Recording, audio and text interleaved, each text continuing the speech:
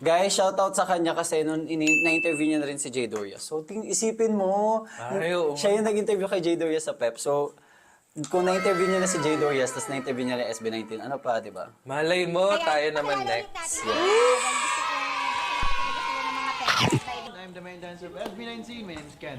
Yes, good Siya pala main everyone. dancer. I'm Sabi the ng youngest member English. of SB19. My name is Justin. Oo, kasi nagbaback-time siya eh. I'm the most charismatic member of SB19. Charismatic? Gosh. Hi everyone, magandang araw po. I'm SB19. Ay, sabi lang nagtagalog siya. Hello everyone. I'm the leader of SB19. Ang ganda kasi, ano pa lang, simula pa lang, meron na silang distinguished Oo nga. roles.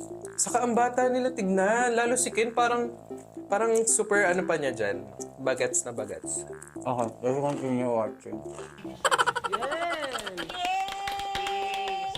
Thank you for being a... Grabe yung dedication na, kasi for their first album, nagkaroon ng COVID. Tapos, ano pa rin sila, Nag-go pa rin, go no? pa rin sila. Tapos we gonna go up. Go.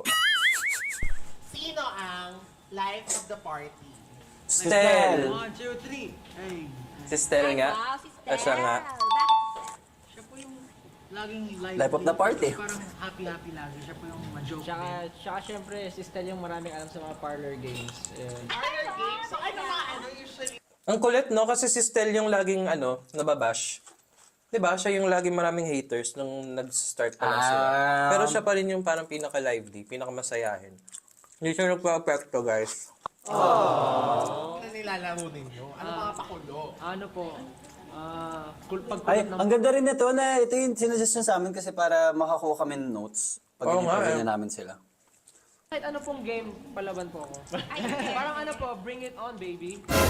Ay, bring it on, baby. Baby! Pinaka-antukin. Antukin? 1, 2, 3. Hey, Si Josh. Josh. Si Si Josh. Josh. Sa'yo na ikaw yun. Ano? Kasi tinuro mo na yung sarili mo. Masandal po tulog. Solo po, inaantok nga ako ngayon. Sampulan mo naman kami. Sampulan mo Sample, naman ah. ng masandal tulog.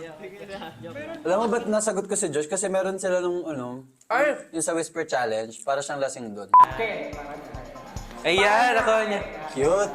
Cute ni Josh. Parang lasing si Josh dyan, ha? Napanood ko, may siya, nasa PBB house ata sila, ni Stel. Tapos parang sinasayawan ata, tapos tulog na tulog si Josh. Di ba bawal matulog sa PBB house? Pwede. Ay, oo, during office hours. Office hours. Or house guest naman kasi sila.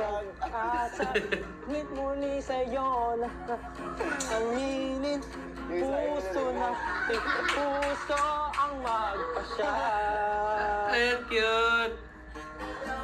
Buti hindi siya naglaway, no? Binibidyohan niya siya. Pinapakain, di ba? Ako po, minsan po pinagtripan po namin siya. Pinapakain? Pinapakain po namin siya. Pag tulog? Pero kinakain niya po, inumuya niya po. Talaga? Pagising niya, sabi niya, Ang galing po niya. pagising niya, niaya niya siya ikaw kumain. Tapos sabi niya, ayoko, busog ba? Gana. Pwede ba yun? Inumuya ng bread, Feeling ko ng water. feeling ko kay Rin. Hindi ka na palabas sa antukin. Kahit sa pagtulog may talent. Talent yun. Bongga. In fairness. Talent yun. O Guys, anak ng chicken na McDo. Oh. kain. Alam niya na mag-live ako. Pinakamalakas kumain sa inyong lima. 1, 2, 3. Sino daw? Ay. Oh my God. Si Josh din. Si Bakit Stel. mo yun na yung talent mo? Pag Oh, boy. Oh, syempre. Kumakain niya habang tulog. Gising pa kaya, no? Kaya po masarap din ang paghilik niya. Pero payat siya dyan, ha? Hindi po maraming nakakain. Ang payat nga nila, no? Practice din kasi sila ng Alam mo ba, practice niya. nagborta na sila. Mm. Mayaman na sila. Baka milyonaryo na sila lahat, guys. Pero ang payat nila dyan, grabe. Hindi po, nami-maintain naman po namin. Nami-maintain. Kasi everyday naman po yung training namin. Kahit na kumakain kami Kumuha na ng sila ng matindi. fitness coach. Nagna-training din kami ng matindi. So, Si Justin lang hindi na fitness Sa akin coach. mabagal mag-burn. Oh, ayan na. kaya ano? Pag yumaman na daw tayo, papaborta na raw tayo. Sige pa. Wait a minute. Gano'ng kabilis? What's Borta daw? Sabi sa chat. Borta is like, What's Borta? when you're like physically fit. Wow. Yeah. And Pag you're parang yung katawan mo, parang ka lang si Stel. 2025. Yeah. The Ganon. 23 version. Borta. Okay, hindi kasi syempre gusto din nating malaman. So, sino ba kayo boys before SB9? And Ay, ganda na tanong. Kasi hindi naman natin ma-i-deny. Kayo talaga yung isa sa mga pinakasikat ngayon na Gen Z icon. Super sikat. Agree. Hindi talaga maikakaila. Na ang SB19. Ino who? Hindi din. Ay, isa sa mga pinakasikat na Gen Z icon. I mean, ano kayo noon? Oo. Nang Before bago ano? kayo naging ano yung ding-dong na yun? Parang natatawa sila may inside joke. Joke. Po kasi yung kumakalat na meme. Okay. Ate Ding Dong Dantes. Nila yung pangalan ni Ding Dong na sa Okay. parang Ding Dong Guantes, Ding Dong Ding ganyan po. So, Saan ganun. nanggaling yung joke nyo? Tawa po kasi kami doon eh. Sino kami? Tawa na ako doon kagaling. Kayo na muna, baka maiyak sila eh. Dali na. Okay. Grabe sila mag-asara, no? Sige, ako na lang Super po, close ako na lang. nila dyan, no? Hindi na kaya yung ding-dong. Ako po before, bago po ako Tsaka mag-audition pangasara po na sa high school. kami po ni Josh magka-grupo na po kasi member po kami dati before ng K-pop cover dance dito sa Philippines po. Okay. Lumalaban po kami internationally. Ano nga pangalan nun? Lumalaban po kami sa ibang country. Nasa Korea din po yung competition. And ano po, before... Ay, Korea. Seon. Korea? Mm-mm. Ano ko-competition sila doon? Kaya nga nila na yung BTS. Ah, Kasi sila yung nanalo. yung may picture. Oo. Bongga nila. Seon. po kami ng Naalala ko, guys. ng group na yon. Ano rin po ako, parang dami ko rin pong ganap sa buhay ko nun. Ano po, choreographer din po ako. Pero sa mga bata po, nagtuturo po ako sumayaw. Parang Cute. ano po, parang Ang sarap naman kung maging boyfriend mo si Stel. Kasi nag-aaral Kasi din parang ako. magaling din siya sa mga Sa bata. Tapos pag-aaral, ang sayo meron na kasama. work na binigay ng school. Tapos meron pa pong extra income. Parang ang sipag niya sa buhay. So yun ang multitasking. Tapos humble. At passion niya talaga ang dancing, di ba? Dahil, sinishare niya sa mga bagets. So, si Taray. Seju. Ako naman po, before po kasi hindi po talaga ako lumalabas. Like, hindi ako nagpa-perform in public. Kumbaga, yung pagpa-perform ko, yung skills ko sa pagpa-perform para sa akin lang. Guys, kain tayo ha. Diba? Tapos after ko po gumraduate, Bawal hindi kumain. bago gumraduate ng college, nag-work po ako. Mama, galing pa siya Tapos magluto. pagka after graduating, Talaga?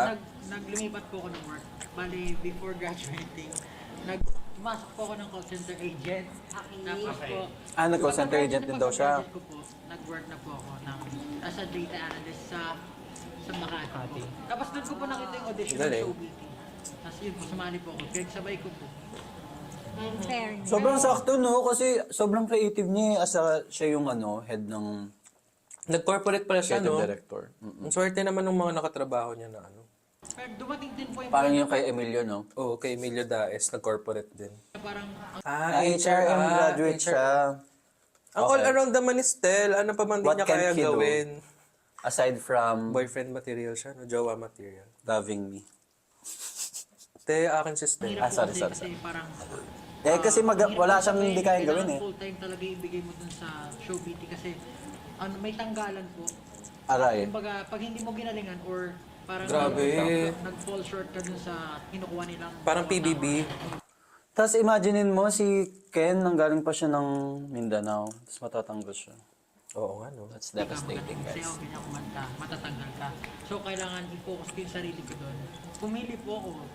Nag-quit po ako sa work. Tapos So ito ang pinili mo. And eventually, Nag-quit ito naging siya by leader ng SB19. SB9. ako yung naasahan. Yung post mo. Dati po, tagabigay lang ako ng tubig eh. Nag-part-time din si Stel sa McDo, oh. Guys, hindi nyo alam, pinadala to ng boyfriend ko. Sino sa kanila? Si Stel. Hindi pa alam ni Stel, pero parang on and off kasi kami, guys. Kasi sabi niya kasi career daw muna, lalo na nag-world tour. Sabi ko, okay, sige. Sige, naiintindihan ko naman. Basta andito lang ako, sabi ko sa kanya. Pag-uwi mo dito, no? So sabi ko, magla-livestream ako ngayon. Sabi niya, okay, padala kita. Kaya pala kami bigla nagkaano. Kaya may McDo bigla. Before po kasi, meron po akong org na pinasukan, na volunteer po ako doon.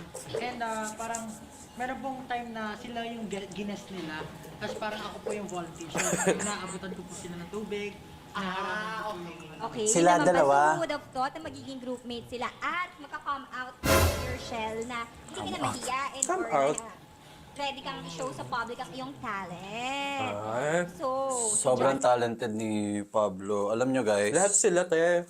Pero kay Pablo ako pinaka nabibilib. Kasi, Share mo. kasi ayun nga, sobrang nakikinig na ako lately sa music ng SB19. Lalo na yung What, kasi nga interview namin si Jay Doria. So yung What, grabe, ang dami nagagawa ng boses niya. Parang kahit anong ibigay mo sa kanya. Also, sabi rin niya, sneak peek. Mm. Wala, sobrang prepared daw ng SB19, di ba? Sabi ni Ni Jay. Jay Dorias, nung nirecord daw nila yung ano. Basta to learn more about our video, click the link down below. Mga kapamilya, mga kapuso, mga kapatid, mga 18. If you guys like this video, click here. Ay, dito pala yung isa. Click here. Click here. Click here. Click here to subscribe. Tapos click here for the next video. Taray!